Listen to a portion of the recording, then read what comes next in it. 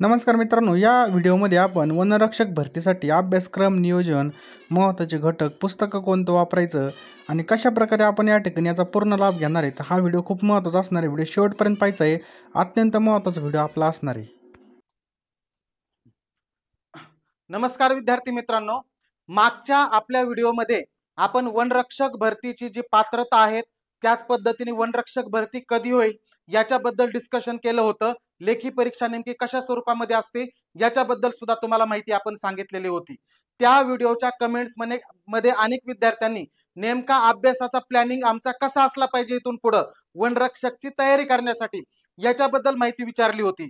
तीच माहिती आज आपण पाहणार आहोत आणि नेमकी वनरक्षक भरती कधी होऊ शकते याच्याबद्दल सुद्धा डिस्कशन करणार आहोत. म्हणजे पॅटर्न कसा आहे, जाहिरात कशी येईल, परीक्षा कोण घेणार आणि तयारी कशी करावी, अशा वेगवेगळ्या गोष्टीबद्दल आपण डिस्कशन करणार आहोत आजच्या व्हिडिओच्या माध्यमातून. सर्वात महत्त्वाचं म्हणजे आपण वनरक्षकची जे विद्यार्थी तयारी करतात त्या विद्यार्थ्यांसाठी अतिशय TCS पॅटर्नला धरून असणारी सर्व प्रश्नपत्रिकांचा अभ्यास करून त्याच्यावर आधारित तयार केलेली इंग्रजीसह सर्व विषय एकदम डिटेलमध्ये ज्या बॅच मध्ये शिकवल्या जातात अशी वनरक्षक ऑनलाईन बॅच आपण लॉन्च केलेली आहे आपल्या महाराष्ट्र अकॅडमी ऍपवर. त्या ऍपवर तुम्ही जाऊन ती बॅच घेऊ शकता. सध्या ऑफर मध्ये ती चालू आहे, 250 रुपयामध्येच तुम्हाला मिळेल. ठीक आहे, किंवा ती ऑफर संपली तर 300 रुपयाला मिळेल. तर ठीक आहे, अधिकाऱ्यांनी त्या ठिकाणी शिकवतात, हे पण लक्षात ठेवा.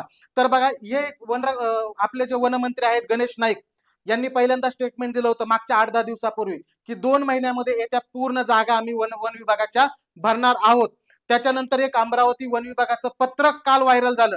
या पत्रकामध्ये अशा पद्धतीने सांगितलेलं आहे की पेसा क्षेत्राची जी केस आहे ती सर्वोच्च न्यायालयामध्ये चालू आहे. आपल्या महाराष्ट्रामध्ये जे 59 तालुक्यामध्ये काही परिसर हा पेसामध्ये येतो, म्हणजे आदिवासी क्षेत्र येतो, तो सोडून वनरक्षकची भरती ही करायची आहे. लवकरात लवकर भरती प्रक्रिया राबवायची आहे. तरी प्रत्येक विभागाने, वन विभागाने आपल्या किती जागा रिक्त आहे त्याचं मागणी पत्र सरकारकडे पाठवायचं आहे. म्हणजे आता मागणी पत्र मागितलेलं आहे, लवकरात लवकर भरती होणार आहे हे सांगितलं आहे. म्हणजे पुढच्या महिन्यामध्येच आपण वनरक्षक भरती येईल अशी अपेक्षा करूयात. तर अशा पद्धतीने म्हणजे याच्यामध्ये कन्फ्युजन होऊन देऊ नका, झोपीत राहू नका, जाहिरात आल्यावर बघू नंतर करू अशी तयारी होत नाही. सिलेबस खूप जास्त असतो, स्पर्धा खूप जास्त आहे, वनरक्षकची पोस्ट खूप चांगली आहे, याला ग्राउंड फक्त रनिंगच आहे, याच्यामुळे तयारी करणाऱ्या पोरांचं प्रमाण जास्त आहे. सगळ्या गोष्टी लक्षात ठेवा. या गोष्टी मी सांगतोय त्या खूप महत्वाच्या आहेत. तुम्हाला लवकरात लवकर तयारी करावं लागेल. लक्षात, जाहिरात कधी येईल याच्याबद्दल मी बोललो. साधारणतः 1.5 महिन्याच्या आतच जाहिरात येणं अपेक्षित आहे. मागणी पत्र सरकारपर्यंत जागांचे पोहोचत आहेत, हे आपल्या तुम्हाला सर्वांना माहित झालेले. त्याच्यासाठी काय आतली बातमी वगैरे असं काही नाहीये, हे पण लक्षात ठेवा. त्याच्यानंतरचा सगळ्यात महत्वाचं म्हणजे पॅटर्न कसा असतो. तुम्हाला माहितीये 60 प्रश्न असतात. प्रश्न किती असतात? 60 प्रश्न असतात आणि 60 प्रश्न हे 120 मार्काला असतात. निगेटिव्ह मार्किंग पहिल्यांदा वनरक्षकला आहे असं सांगितलं होतं आणि नंतर रद्द केलेली होती. त्याच्यामुळे आता वनरक्षकला निगेटिव्ह मार्किंग ही नसणार आहे, मागच्या वेळेसही नव्हती. आता बघा, पुढच्या वर्षीपासून अनेक पोस्ट MPSC मध्ये सरळ सेवेच्या जाणार आहेत. पण ते पुढच्या वर्षी, मागच्या वर्षी TCS नी परीक्षा घेतली होती आणि उत्तमरित्या घेतली होती. त्यामुळे या वर्षी सुद्धा आपण 90% गॅरंटी देऊ की TCSच ही परीक्षा घेईल, एवढंही लक्षात ठेवा. आणि जरी IBPS ने घेतली तर पॅटर्न शक्यतो लगेच दरवर्षी बदलत नसतो. त्यामुळे पॅटर्न हाच राहील. 60 प्रश्न, 120 मार्क, निगेटिव्ह मार्किंग नाही, 2 मार्काला एक प्रश्न आणि 2 तास वेळ, काल पण बोललेत आपण. आणि 80 मार्काची मैदानी चाचणी. मैदानी चाचणीमध्ये 5 किलोमीटर मुलांसाठी आहे. 17 मिनिटाच्या आतमध्ये जर तुम्ही आलात तर तुम्ही आउट ऑफ मार्क घेता. आणि मुलींसाठी 3 किलोमीटर आहे, त्याच्याबद्दल आपण बोललेलो आहे, तिथं वेळ नको घालवायचा. अशा 200 पैकी तुमचं मेरिट लावणार आहे. तर अलग लक्षात, अशा पद्धतीने आहे. याच्यामध्ये काय 2019ला बघा, 19चा पॅटर्न होता हा, मराठी, इंग्रजी, GK, गणित.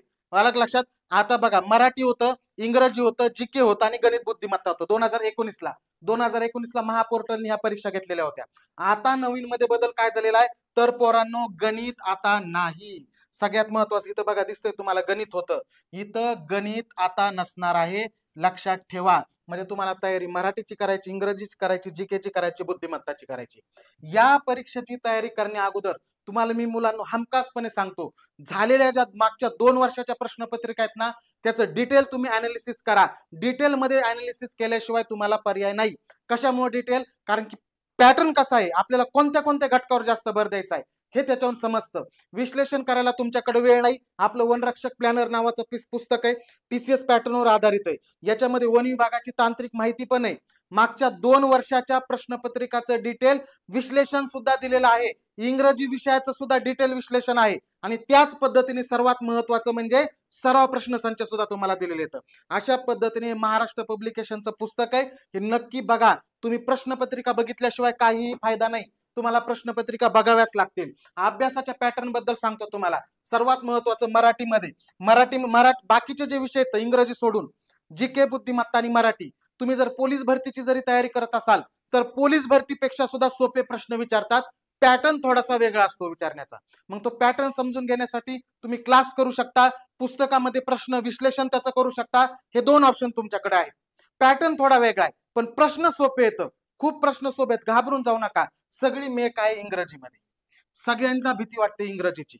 आणि ज्याला इंग्रजी जमते त्याला ग्राउंड येत नाही, आणि ज्याचं ग्राउंड चांगलं आहे त्याला इंग्रजी येत नाही. कारण पोलीस भरतीची तयारी करणाऱ्या पोरांची मैदानी चांगली तर त्यांना इंग्रजी येत नाही. तुम्हाला सांगतो, इथं जे स्पर्धेमधले मुलं आहेत हे जवळपास सारखेच मार्क घेणार आहेत. सगळं अडकणारे घोडे इंग्रजीमध्ये घोडं अडकणारे. पण इंग्रजीचं टेन्शन घेऊ नका. अलग लक्षात, मी डायरेक्ट इंग्रजीवर जातो. हा, इंग्रजीकडे दुर्लक्ष. बघा हा मुद्दा. तुम्ही इंग्रजी सोडून अभ्यास जर केला तर तुम्ही वनरक्षक होऊ शकत नाही, लक्षातच ठेवा. आणि इंग्रजी विषयाचा अभ्यास करायला वेळ लागतो, वेळ द्यावा लागतो. तुम्ही जर थोडा वेळ दिला ना इंग्रजीला, इंग्रजी पोरांना एवढं सोपं वाटेल तुम्हाला जर प्रामाणिकपणे कराल. त्याची इंग्रजीची भीती जर मनातून घाला तर. काय प्रश्न आहे तुम्हाला सांगतो. आर्टिकलवर एक प्रश्न विचारतात बघा. आर्टिकल, पॅराजंबल म्हणजे 4 वाक्य असतात, त्याचं योग्य क्रमाने मांडणी करणं. ते पॅराजंबलवर एक प्रश्न विचारतात. 15 प्रश्न असतात इंग्रजीचे. इडियम फेजेसवर एखादा प्रश्न विचारतात. वन वर्ड सबस्टिट्यूशनवर एखादा प्रश्न विचारतात. त्याच्यानंतर महत्वाचं म्हणजे सिनोनॉम्सवर एक प्रश्न असतो, अँटोनॉम्सवर एक प्रश्न असतो, प्रिपोजिशनवर एक प्रश्न विचारतात किंवा 2 विचारतात, आणि वर्बवर एक प्रश्न विचारतात. हे ठरलेले आहेत. याच्यावर डबल विचारतात. आणि हे व्याकरणाचे खूप बेसिक प्रकरण आहेत. आणि निम्मे शब्द हे शब्दार्थावर विचारतात. आणि शब्दार्थ हा विषय का तुम्हाला सांगतो, तुम्ही एकदा लेक्चर वगैरे करा, आपल्या बॅच मध्ये तुम्हाला लक्षात येईल. शब्दार्था सकट सगळं व्याकरण तुम्हाला जे महत्वाचं आहे TCS पॅटर्नवर आधारित ते सगळं व्याकरण तुम्हाला त्या ठिकाणी सांगणार आहेत.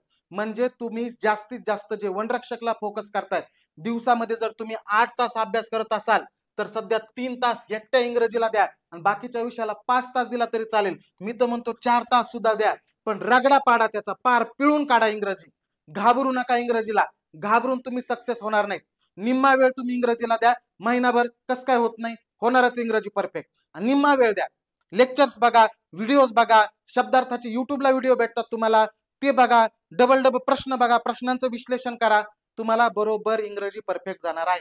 त्याची भीती घालू नका. लक्षात, TCS पॅटर्न आहे. TCS एकदम सोपं आहे. गणित करायचं नाहीये, बुद्धिमत्ताच करायची. गणित कमी या ठिकाणी मग डायरेक्ट बुद्धिमत्ता करायची फक्त. बुद्धिमत्ता सुद्धा सोपी आहे, अवघड नाही. अंक मालिका, अक्षर मालिका, पदावली गणिताचा भाग आहे तरी विचारतात तिकडं. परस्पर संबंध, आकृत्या, दिशा याच्यावरच आधारित फक्त प्रश्न हे विचारत आहेत. त्याच्यामुळे चिंता करू नका त्याची. तुम्ही रोज थोडा वेळ दिला तरी सुद्धा करू शकता.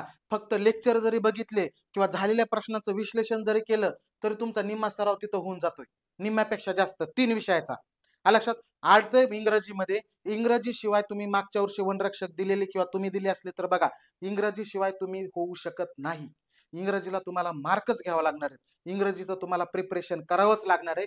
काही जण इंग्रजी सोडून बाकीचं मी सगळं पाठ करतो म्हणतात.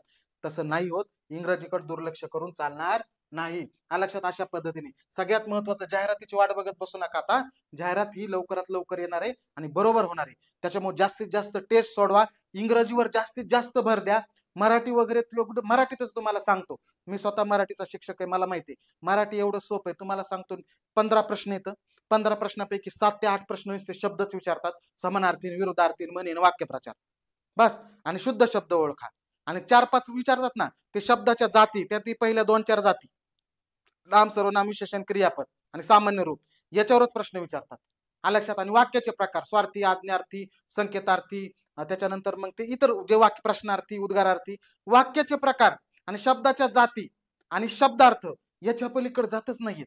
एवढं सोपं आहे. आणि व्याकरण खूप सोपं आहे मराठीचं. तुम्हाला जर जमत नसेल, एकदा तुम्ही लेक्चर बघितले की सगळं व्याकरण तुम्हाला पाठ. पुन्हा नुसते प्रश्नांचा सराव, प्रश्नपत्रिका सोडवा, टेस्ट सिरीज सोडवा, विश्लेषण करा, एवढ्याच गोष्टी करायच्या तुम्हाला. तेच जीके मध्ये सुद्धा करायचे. जीके मध्ये सुद्धा तांत्रिक भूगोलाचे 2-3 प्रश्न विचारतात, राज्यघटनेवर आणि इकॉनॉमिक्सवर प्रश्न विचारतात, इतिहासावर प्रश्न विचारतात. आणि तुम्ही जर लक्ष दिलं तर तुमच्या एक लक्षात येईल, विज्ञानावर प्रश्नच विचारत नाहीयेत वनरक्षकला. म्हणजे तुम्ही ज्यावेळेस विश्लेषण कराल तेव्हा सगळ्या गोष्टी तुम्हाला माहिती होतील. जीकेचा अभ्यास करतोय 15 दिवस विज्ञानच करत बसला, काय फायदा आहे? त्यामुळे इथे प्रश्न येतं, प्रश्नांचं विश्लेषण आहे, डिटेल तुझी रिव्हिजन होणार आहे, प्रश्न कसे येत आहेत हे सुद्धा कळणार आहे. त्या पुस्तक मार्केटमध्ये जाऊन बघा एकदा, म्हणजे तुम्हाला कळेल. अशा पद्धतीने तुमचं नियोजन ठेवा. पहिला महिना 1.5 महिना निम्मा वेळ इंग्रजीला द्या, निम्मा वेळ इंग्रजीला द्या. जेवढा तुम्ही अभ्यास करतात ना त्याचा निम्मा वेळ, त्याशिवाय होणार नाही. इंग्रजीला तुम्ही 10-15 पैकी 10+ मार्क घ्या रे.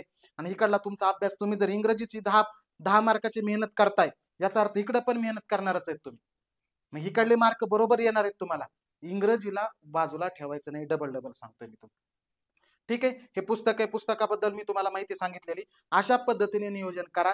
पुढच्या 1.5 महिन्यामध्ये जाहिरात आहे, बरोबर आहे का? इंग्रजीला भर द्यायचा आहे. ठरलेले तुम्हाला चॅप्टर सुद्धा सांगितलेले. तर प्रत्येक शब्दाचे मराठी म्हणले की काय बघा, वाक्याचे प्रकार, शब्दाच्या जाती, शुद्ध अशुद्ध शब्द हे विचारतात. आणि बाकी मग काय विचारतात रे? शब्दार्थ, समानार्थी शब्द, विरुद्धार्थी शब्द, म्हणी, वाक्यप्रचार विचारतात. मी सगळं विश्लेषण काढलंय, तुम्हाला दाखवलंय, बरोबर आहे का? जीके मध्ये राज्यघटनेवर प्रश्न विचारतात, भूगोलावर 2-3 प्रश्न आहेत, त्याच्यात एक लोकसंख्येवर हमखासपणे प्रश्न विचारलेला आहे, इतिहासावर प्रश्न विचारतायत, अर्थशास्त्रावर प्रश्न विचारतायत. म्हणजे प्रत्येक विषयाचे 1-2 प्रश्न असे मिळून 15 प्रश्न होतात. विज्ञानावर प्रश्न विचारत नाहीयेत. त्याच्यानंतर बुद्धिमत्ता, अंक मालिका आणि अक्षर मालिकावर सगळ्यात जास्त प्रश्न विचारतायत. आणि पदावलीचा एक प्रश्न विचारतायत, परस्पर संबंधावर एक प्रश्न विचारतायत, दिशावर एक प्रश्न विचारतायत. आणि त्याच पद्धतीने अजून बस हे 4-5च, दिशा म्हणजे इकडून इकडे वळाला, तिकडून तिकडे वळाला, अशा पद्धतीने हे 4-5 प्रकरणावर 15 प्रश्न विचारतात. बाकी काहीच नाही. इंग्रजी प्रिपोजिशनवर 1 ते 2 प्रश्न, स्पेलिंग करेक्ट स्पेल हमखास प्रश्न विचारतात, 2-2 प्रश्न विचारले. पॅराजंबलवर 2-2 प्रश्न विचारले आहेत. अँटोनॉम सिनोनॉम्स 1-1 प्रश्न, 2-2 प्रश्न विचारतात. वर्बवर एखादा प्रश्न किंवा 2 प्रश्न विचारतात. टेन्सवर विचारतात. इडियम फेजेस, म्हणी, वाक्यप्रचारावर एखादा प्रश्न येतोय. वन वर्ड सबस्टिट्यूशनवर एखादा प्रश्न विचारतात. आणि आर्टिकलवर एखादा किंवा 2 प्रश्न विचारतात.